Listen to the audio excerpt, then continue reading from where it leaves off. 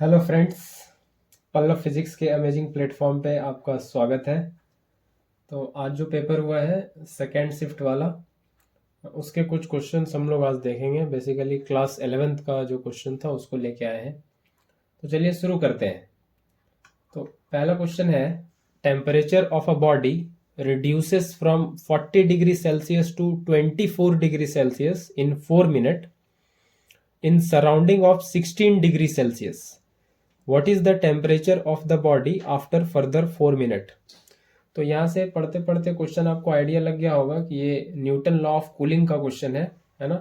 40 degree से 24 degree Celsius इतना temperature पे आ गया है 4 मिनट में। तो ये कूलिंग हो रहा है ना। Rate of cooling of the body is directly proportional to temperature difference between system and surrounding. तो ये न्यूटन लॉ ऑफ कूलिंग का क्वेश्चन है ना। ये क्वेश्चन किसका है? न्यूटन लॉ ऑफ कूलिंग, ये उसी का क्वेश्चन है। थर्मल प्रॉपर्टीज ऑफ मैटर में आखिरी आखिरी में आता है, बिल्कुल ठीक है। ये न्यूटन लॉ ऑफ कूलिंग। तो क्या होता है न्यूटन लॉ ऑफ कूलिंग? ये होता है rate of cooling. Rate of cooling is directly proportional to temperature difference between system and surrounding, है ना। Temperature difference of the body और सराउंडिंग, ये होता है न्यूटन लॉ ऑफ कूलिंग, है ना। Rate of cooling directly proportional to temperature difference between body and the surrounding. तो इसी को लिख लेते हैं। तो रेट ऑफ कूलिंग कहने का क्या मतलब है कि बॉडी का इनिशियल टेम्परेचर Ti और बॉडी का final temperature with time. Rate का मतलब क्या होता है? With time. रेट जब भी लगता है तो विथ टाइम बात करते हैं। और ये प्रोपोर्शनलिटी हटा रहे हैं, कांस्टेंट लिख रहे हैं के, और ये होता है बॉडी का टेम्परेचर माइनस सराउंडिंग का टेम्परेचर। ये फॉर्मूला बनता है। ये रिजल्ट आता है rate of cooling directly proportional to temperature difference between body and surrounding. तो इनिशियल टेम्परेचर कितना दे रखा है? ये 40 डिग्री सेल्सियस। और फाइनल ये कितना दे रखा है? ये फाइनल कितना दे रखा है? ये दे रखा है 24 डिग्री सेल्सियस।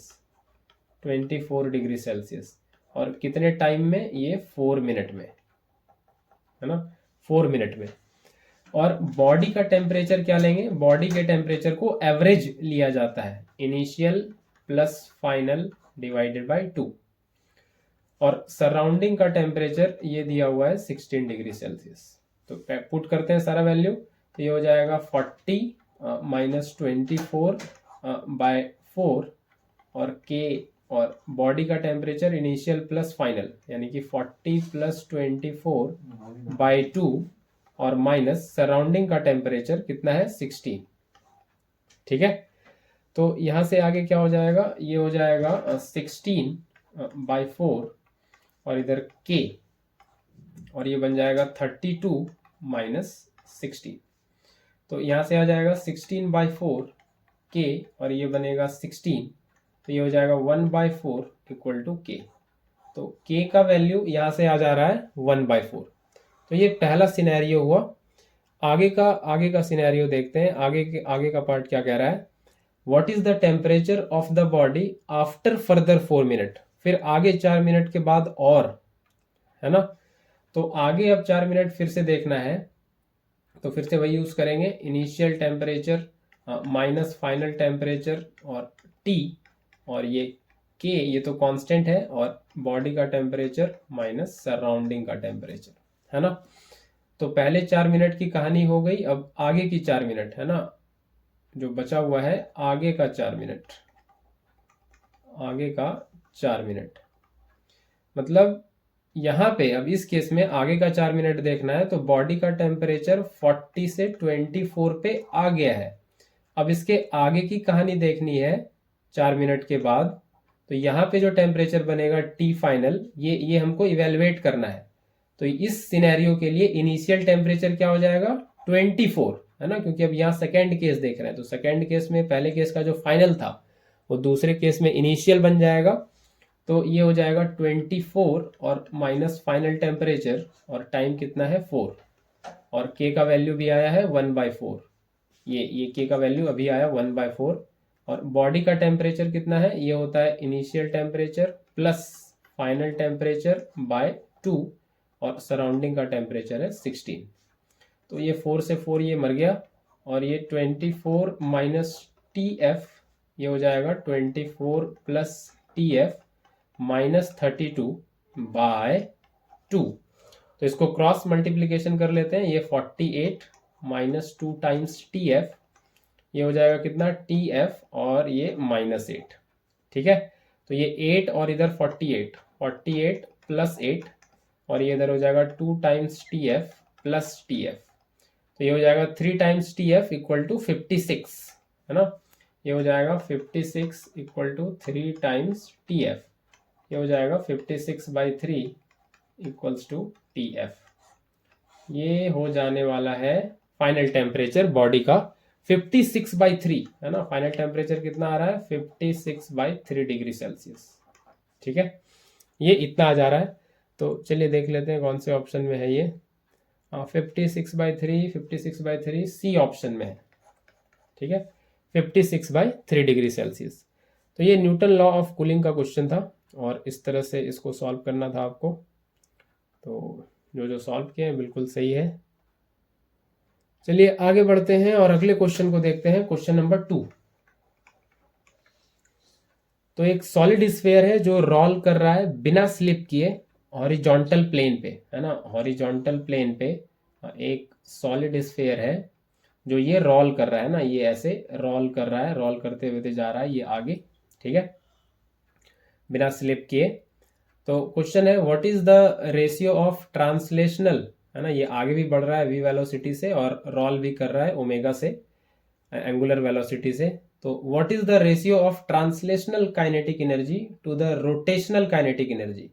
तो सबसे पहले ये ध्यान रखना है ये कैसा स्फीयर है, सॉलिड स्फीयर, सॉलिड स्फीयर है ना। तो ट्रांसलेशनल काइनेटिक एनर्जी ट्रांसलेशनल और kinetic energy rotational. Translational kinetic energy क्या होता है, half mv²। Rotational kinetic energy क्या होता है, हाफ I⍵²।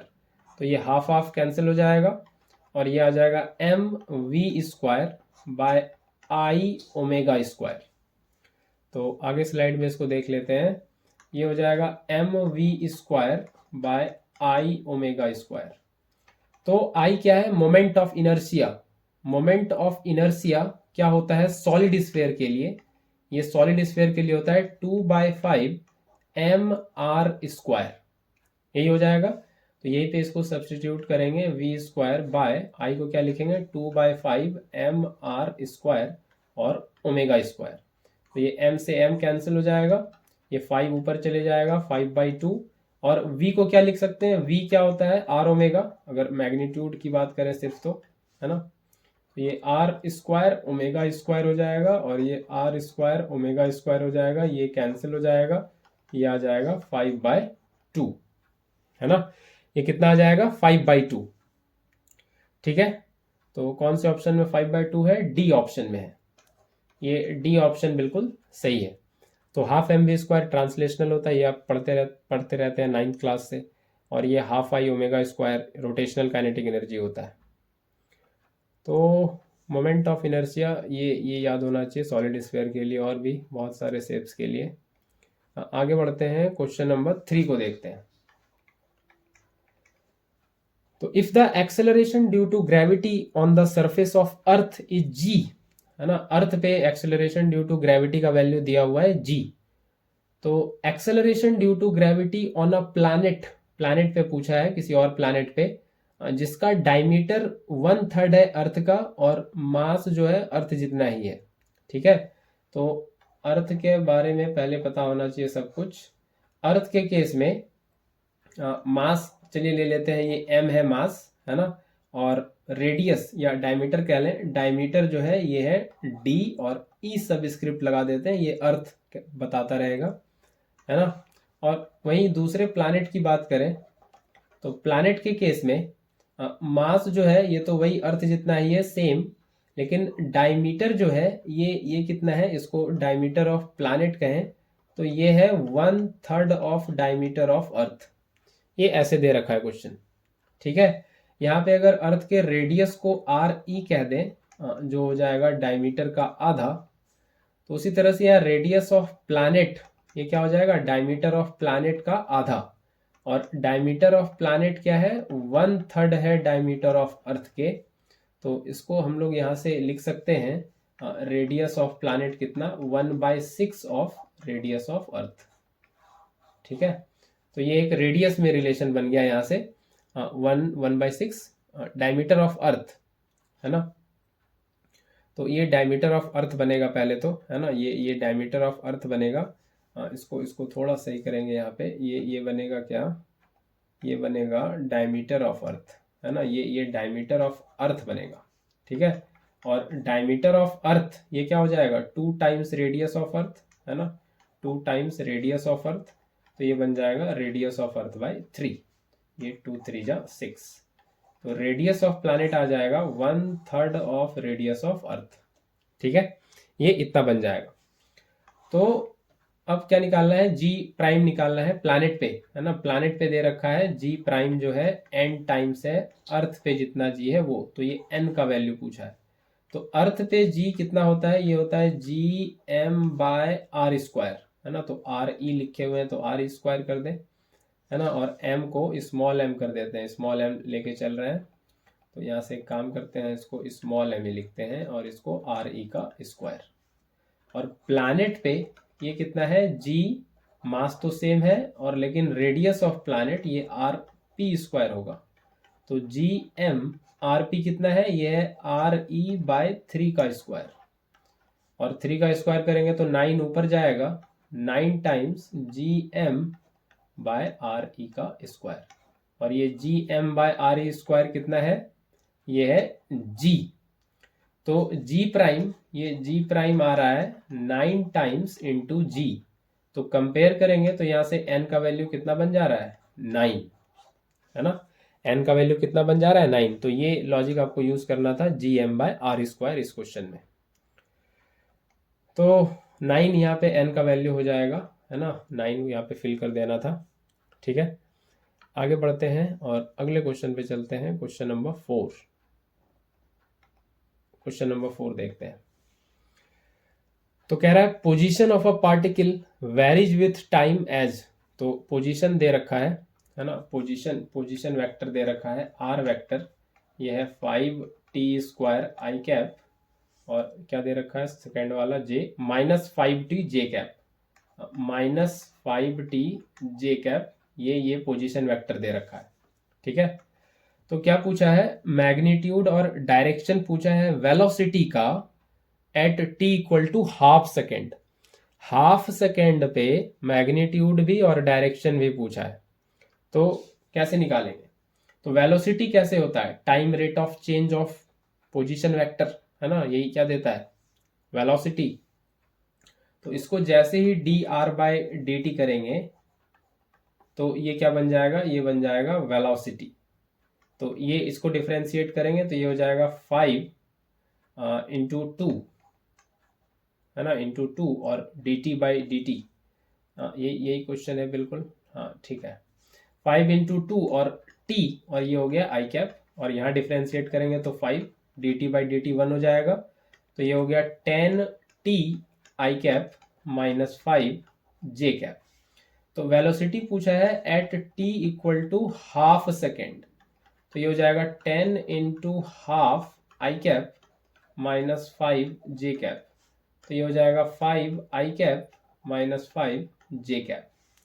तो इसका अगर मैग्नीट्यूड ले लें तो ये हो जाएगा √5 का स्क्वायर प्लस -5 का स्क्वायर। तो ये बन जाएगा 25 + 25 यानी कि √50, और ये हो जाएगा 5√2 मीटर पर सेकेंड। ये 5√2 मीटर पर सेकेंड आ जाएगा मैग्नीट्यूड। तो 5√2, तो 5 वाला ऑप्शन तो पहले कट गया, तो 5√2 आ रहा है, तो या सी हो सकता है या ए हो सकता है। -45 दोनों में ही एंगल दिया हुआ है, डायरेक्शन ये प्लस एक्स एक्सिस और प्लस वाई एक्सिस। तो देख लेते हैं किसके साथ एंगल बनेगा ये। तो जो वेक्टर v आ गया है t equal to half second पे, वो आ गया है 5i cap minus 5j cap. इसको अगर हम प्लॉट करें तो ये इधर होता है प्लस वाई, और ये इधर होता है प्लस एक्स, है ना, ठीक है। और ये इधर होता है माइनस वाई, और ये इधर होता है माइनस एक्स। तो 5i कैप है ना, मतलब प्लस एक्स एक्सिस में आई कैप क्या होता है, unit vector along x direction, plus x direction. तो इधर इधर यहाँ कहीं 5 कदम इधर चला है ना। तो ये पूरा इतना ये कितना है, ये 5 कदम है ना, यहाँ पे 5 होगा, ठीक है, 5,0 ऐसे ये कोऑर्डिनेट बनेगा यहाँ पे। और फिर क्या है, इसको ऐसे लिखना पड़ेगा 5i cap plus minus 5j cap.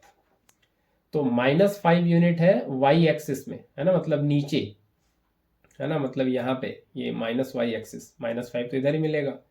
तो यहाँ पे कहीं तो ये 5 इधर हो गया, और यहाँ पे कहीं ये 5, है ना, नीचे आने पे तो ये इधर, है ना, ये इधर मिलेगा यहाँ पे, ठीक है। तो ये यहाँ पे कहीं मार्क कर देते हैं इसको, यहाँ पे ये मिलेगा -5, तो 0,-5 ये यहाँ पे कहीं मिलेगा, ठीक है। तो 5i कैप एक वेक्टर इधर है, और ये 5j कैप एक वेक्टर इधर है नीचे, है ना। और 5i cap minus 5j cap ये दोनों को ऐड किया गया है, रिजल्टेंट वेक्टर लिया गया है बेसिकली, ये रिजल्टेंट वेक्टर, वेलोसिटी वेक्टर। तो ये इसका रिजल्टेंट हम लोग ऐसे लेंगे, है ना, ये इसका रिजल्टेंट हो गया, ठीक है। ये इसका v वेक्टर जो आ रहा है वो रिजल्टेंट वही हो गया। तो डायरेक्शन पूछा है इसका, तो डायरेक्शन कैसे लेते हैं, तो ये ले लेते हैं थीटा, है ना, tan theta perpendicular by base, tan theta. तो ये एंगल ले लें, ये एंगल थीटा, है ना, ये एंगल ले लें थीटा। तो ये हो जाएगा, तो टेन थीटा कितना हो जाएगा, ये होता है परपेंडिकुलर बाय बेस, है ना, टेन थीटा होता है परपेंडिकुलर बाय बेस। तो टेन थीटा परपेंडिकुलर, परपेंडिकुलर क्या होगा, थीटा के सामने ये वाला परपेंडिकुलर, ये कितना है 5, है ना, ये कितना होगा, ये वाला कितना होगा, ये वाला, ये इसके बराबर, ये 5 के बराबर। तो ये 5 -5 क्योंकि नीचे है, और बेस हो जाएगा ये वाला, है ना, ये एक्स एक्सिस तरफ 5। तो ये आ रहा है -1, और -1 को अगर लिखना है तो क्या लिखेंगे, -π/4, है ना, क्या लिखेंगे इसको, -π/4। तो इसको हम लोग यहाँ पे लिख लेंगे -π/4, ठीक है। तो ये बन जाएगा -π/4 या 45 डिग्री, -45 डिग्री, ठीक है, विथ प्लस एक्स एक्सिस, है ना, विथ प्लस एक्स एक्सिस किसके साथ बन रहा है, प्लस एक्स एक्सिस के साथ बन रहा है ये, है ना। तो -45 degree with plus x axis बन रहा है ये यहाँ पे, ठीक है, प्लस एक्स एक्सिस बन रहा है। तो इसका जो सही आंसर हो जाएगा वो क्या हो जाएगा, -45 with plus x axis. A option बिल्कुल सही है ना, ए ऑप्शन बिल्कुल सही है, 5√2 -45 विथ प्लस एक्स एक्सिस। तो आई होप ये क्वेश्चन आपको समझ आया होगा, ठीक है। आगे बढ़ते हैं और अगले क्वेश्चन पे चलते हैं। Question number 5। तो if E, P, M and C denote the energy, linear momentum, mass and speed of light, then the equation representing the correct relation could be। तो कौन सा रिलेशन करेक्ट लग रहा है इसमें, तो एक पहले तो ये क्लिक किया होगा कि E होता है mc², है ना, ये कहीं आपने पढ़ रखा होगा। इसका अगर आप स्क्वायर करें तो ये आ जाएगा m²c4, ये ऐसा कुछ। तो डायमेंशनली भी इसको चेक कर सकते हैं, नहीं तो m²c4 कहाँ कहाँ दिख रहा है, ये इस सी ऑप्शन में तो नहीं दिख रहा, ये डी में भी नहीं दिख रहा, तो ये तो नहीं होगा, ठीक है। अब ये दोनों में चेक कर लेते हैं, यहाँ पे m²c4 है, यहाँ भी m²c4 है। एक और फोटो इलेक्ट्रिक इफेक्ट में कहीं आपने पढ़ रखा होगा E = PC, ठीक है। तो E स्क्वायर है यहाँ पे, तो ये P²C²। तो कहाँ पे है P²C², यहाँ पे है, ये B में तो नहीं है। तो ये यही ऑप्शन सही है, E² = P²C² plus m² C पे पावर 4, है ना, प्लस m² C पे पावर 4। ये यहाँ पे दिख रहा है ए नंबर में पी स्क्वायर सी स्क्वायर प्लस एम स्क्वायर सी पे पावर 4। ठीक है, तो ये पहला ऑप्शन सही लग रहा है। आगे बढ़ते हैं और अगले क्वेश्चन पे चलते हैं। ये क्वेश्चन नंबर 6। तो ये क्वेश्चन दे रखा है। ठीक है, find out the heat exchange between the system and surrounding in given cyclic process. Find out heat exchange. Heat exchange मतलब डेल्टा क्यू है ना, क्यू का बेसिकली वैल्यू पूछा है। ये कितना होगा, और ये कैसा प्रोसेस दे रखा है, साइक्लिक प्रोसेस दे रखा है ना। साइक्लिक प्रोसेस क्लॉकवाइज सेंस में है ना, ये क्लॉकवाइज सेंस में है। ये साइक्लिक प्रोसेस ये पूछ रखा है। तो साइक्लिक प्रोसेस में सबसे पहले तो इन cyclic process change in internal energy ये क्या होता है, जीरो। साइक्लिक प्रोसेस में चेंज इन इंटरनल एनर्जी कितना होता है, जीरो होता है। तो from first law of thermodynamics क्या पता है, फर्स्ट लॉ ऑफ थर्मोडायनेमिक्स ये हमको पता है कि ये जो Q होता है, जो अमाउंट ऑफ हीट देते हैं, ये यूज होता है किसमें, इंटरनल एनर्जी थोड़ा बढ़ाने में और work done by the system करने में। तो साइक्लिक प्रोसेस में ये डेल्टा यू तो जीरो है, तो क्या बच रहा है, Q इक्वल टू डब्ल्यू है ना, Q इक्वल टू डब्ल्यू बच रहा है। ठीक है, तो हीट एक्सचेंज निकालना है तो वर्क डन हम निकाल लें, उसी के बराबर Q आ रहा है। तो वर्क डन कितना होगा, ये जो साइक्लिक प्रोसेस दिख रहा है ये वर्क डन कितना होगा। तो ये काफ़ी पहले भी बता चुके हैं, थर्मोडायनेमिक्स के काफ़ी क्वेश्चन से बता चुके हैं ऑलरेडी, आप चैनल पे जाके देख सकते हैं कि वर्क डन होता है, ये जो साइक्लिक प्रोसेस है उसके अंडर जो एरिया बन रहा है वो कितना है, एरिया इनक्लोज्ड अंडर साइकिल है ना। एरिया इनक्लो ये भी काम किया जा सकता है बहुत तरीके से कि ये प्रोसेस का निकालें फिर ये प्रोसेस का निकालें, वो पूरा टाइम लगेगा। तो सीधा सीधा ये कर सकते हैं कि एरिया अंडर साइकिल निकाल लें, ये वाला एरिया अंडर साइकिल है ना, ये जो साइकिल बन रहा है इसके अंडर का एरिया निकाल लें, ये सेमी सर्कुलर एरिया बन रहा है पाई आर स्क्वायर बाई 2, उसी से कर लेते हैं, वही आसान रहेगा। ठीक है, तो वर्क डन यहां से आ जाएगा एरिया इनक्लोज्ड अंडर साइकिल, जो सेमी सर्कुलर साइकिल है उसके अंडर जो एरिया इनक्लोज है वो। तो सेमी सर्कल का तो एरिया होता है पाई आर स्क्वायर बाई 2 है ना, ये होता है। तो अब आर कितना है वो यहाँ देखना पड़ेगा। ठीक है, इसको दूसरे कलर से दिखा देते हैं। आर कितना है, तो यहाँ बहुत क्लियरली दिख रहा है, यहाँ बहुत क्लियरली दिख रहा है कि ये जो आर है कितना है, ये वाला आर है, ये वाला है ना, ये वाला आर है, ये वाला। तो ये 200 से 400 है, मतलब ये कितना है 200। तो 200 तो पूरा डायमीटर हो गया, आधा कितना होगा 100। तो ये वाला 100 है ना, वॉल्यूम वाले एक्सिस से देखें तो ये वाला 100 है। और इधर ये जो सेमी सर्कुलर आर्क है इधर, ये वाला इधर है ना, ये वाला ये कितना है इधर, ये 200। तो सेंटर से आर्क तक ये रेडियस इधर कितना बन रहा है, ये 200। तो यहाँ पे कुछ स्टूडेंट गलती करते हैं कि सीधा पाई आर स्क्वायर कर देते हैं, ये रेडियस लेके। दोनों एक्सिस पे देखना है, प्रेशर वॉल्यूम की तरफ, तो वॉल्यूम की तरफ ये रेडियस बन रहा है 100 है ना, और ये प्रेशर वाले की तरफ 200 से 400 है। तो ये सेंटर से लेके आर्क तक ये रेडियस है, ये कितना हो गया 200 से 400 200 है ना। तो यहां से इसको अब सॉल्व करेंगे और एरिया हम लोग का आएगा पाई आर स्क्वायर बाई 2। तो ये बेसिकली ऐसे होगा पाई बाई 2, ये आर इंटू आर ऐसे करना है ना। तो आर और आर यहाँ पे बेसिकली कहें तो ये ज़्यादातर लोग इसको ऐसे समझ लेते हैं पाई आर स्क्वायर सीधा सीधा। तो यहाँ पे इसको थोड़ा ऐसे लिखना ज़्यादा मुनासिब होगा, आर ये वॉल्यूम एक्सिस वाला और आर ये प्रेशर एक्सिस वाला। तो पाई बाई 2 वॉल्यूम वाला कितना है, ये 100 और सेंटीमीटर क्यूब है तो उसको मीटर क्यूब कर लें 10 पे पावर -6, और आरपी कितना है 200। ठीक है, तो क्या हो जाएगा, ये इसको इधर सॉल्व कर लें, ये डब्ल्यू आ रहा है कितना पाई बाई 2 और 100 10 पे पावर -6 10 पे पावर -4 और 2 इंटू 10 पे पावर 2, 200 को ऐसे लिख लें, ये 2 कट जाएगा और पाई इंटू 10 पे पावर -2 इतना जूल आ रहा है। तो पाई को लिख लें 3.14 और 10 पे पावर -2 को नीचे कर दें तो ये अप्रॉक्सीमेटली हो जाएगा कितना, 0.0314 जूल, 0.0314 जूल। तो कौन सा ऑप्शन है जो इतना आंसर दे रहा है? तो वर्क डन आ गया है ना, और Q जो है वो वर्क डन के बराबर है, तो Q भी कितना हो जाएगा, 0.0314 जूल। ठीक है, 0.0314 जूल। ठीक है, तो कौन सा ऑप्शन है भाई? ये तो पावर -9 दिख रहा है, ये 0 दिख रहा है, ये भी नहीं, ये पावर -9 ये भी नहीं, पावर 6 इतना इतना तो दिख ही नहीं रहा। नहीं, पावर -2 जैसा कुछ तो है नहीं, 4 वगैरह कुछ तो आ ही नहीं रहा।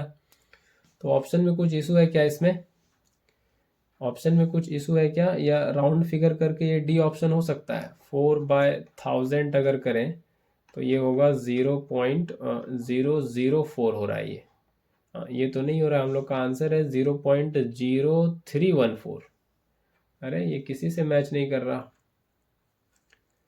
ये किसी से मैच नहीं कर रहा। तो कौन सा ऑप्शन इसमें सही होगा? तो इसका आंसर आप लोग बताइए कमेंट में, कौन सा सही हो रहा है? इसमें तो कोई ऑप्शन ही मैच नहीं कर रहा। क्या ये इशू आ रहा था इस क्वेश्चन में क्या, या सही था ये बिल्कुल, या मुझसे कोई टाइपिंग में इशू हुई है? आप लोग बताइए प्लीज़। तो आज के लिए इतना ही, मिलते हैं फिर अगले वीडियो से लेक्चर में अगले कुछ और क्वेश्चंस के साथ। Till then take care, bye bye.